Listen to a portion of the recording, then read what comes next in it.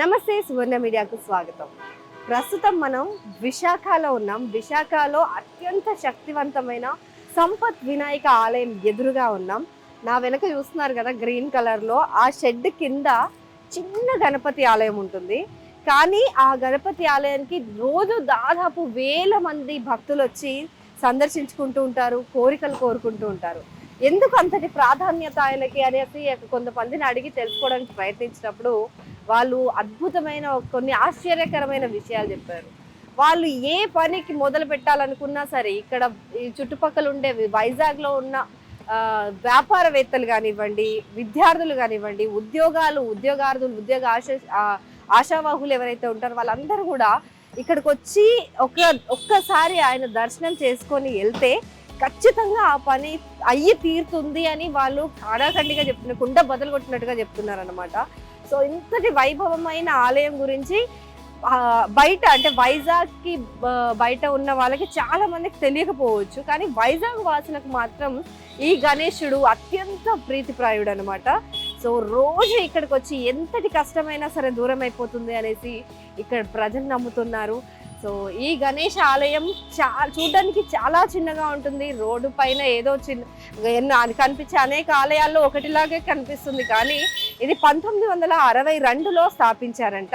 So ఒక భక్తుడు ఏర్పాటు చేసిన ఈ ఆలయంకి 1967లో అంటే దాదాపు 5 సంవత్సరాల తర్వాత కాశీ పీఠాధిపతులు పరమాచార్యులు ఈ ఆలయంలో వినాయకుడిని ప్రాణప్రతిష్ఠ చేశారంట.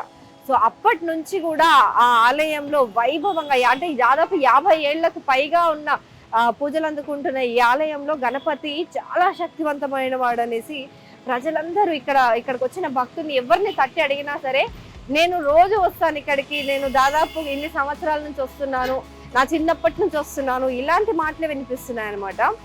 సో ఇక్కడ ఈ ఆలయంలో వచ్చి ఒక్కసారి ఆయన ఆశీర్వాదాలు పొందిన ప్రతి ఒక్కరు ఎవరు కూడా ఆయన్ని మర్చిపోలేకుండా మళ్ళీ తిరిగి రావడం అనేది విశేషంగా అనిపించింది.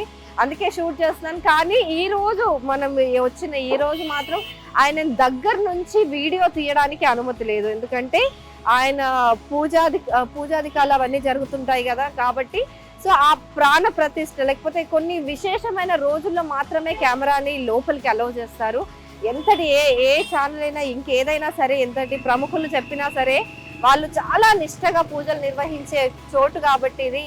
ఆ వినాయకుడికి కొన్ని ఆచారాలు ఉంటాయి, కొన్ని బాగా బాహ్య ప్రపంచానికి అంటే ఒకటేసారి ప్రజలు ఎక్కువ మంది చూసేలా అంటే ఆ దృష్టి తగలకుండా ఉండడానికి ఒక బంధనం ఉంటుందంట. ఆ బంధనం చెయ్యకుండా ఆయనని వీడియోలు కానీ ఫోటోలు కానీ తీయనివ్వట్లేదు. సో ఈ ఆలయంలో ప్రత్యేకత ఏంటంటే, ఆలయంలో వెళ్ళగానే మనకి వినాయకుడు కొంచెం డౌన్ గా లోపలికి కనిపిస్తారు. ఆ లోపలికి కనిపించిన తర్వాత అంటే కొంచెం ఒక 2 మెట్లు దిగితే గానీ మనకి గణపతి కనిపించరు అనమాట. కానీ ఆ ఆలయం చుట్టూ ప్రదక్షిణ లాగా చేస్తుంటే ఆలయం ఆ పైనే ఒక అద్దం అంటే దర్పణం పెట్టారు. ఆ దర్పణంలో ఆయన ప్రతిబింబం కనిపిస్తుంది. సో అద్భుతంగా ఉంటుంది. వైజాగ్ వచ్చిన ప్రతి ఒక్కరు ఈ ఆలయాన్ని దర్శించుకోకుండా వెళ్ళొద్దు. కోరిన కోరికలు తీర్చే మహా గణపతి ఇక్కడ కొలువై ఉన్నారు.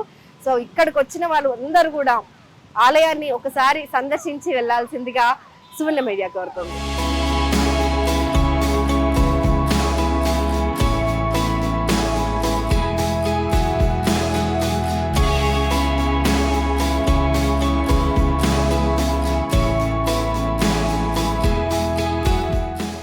అంతేకాకుండా ఈ సబ్మెరైన్, వైజాగ్ అనగానే మనకి గాజీ సబ్మెరైన్ కూడా గుర్తొస్తుంది.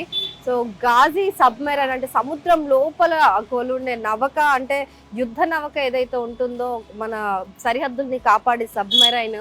సో అప్పుడు భారత్ పాకిస్తాన్ యుద్ధం జరిగింది కదా 1970స్లో. ఆ టైంలో 1970స్లో జరిగిన ఆ యుద్ధం సమయంలో కూడా ఆ నౌకాదళ కమాండర్ ఎవరైతే ఉన్నారో ఆయన కూడా ఆ యుద్ధంలో మేము గెలవాలి అని చెప్పి ఈ వినాయకుడి ఆలయానికి వచ్చేసి అంటే సంపత్ వినాయకుడిని కోరుకొని ఆయన దగ్గర ప్రార్థనలు పూజలు చేసి వెళ్ళారనమాట.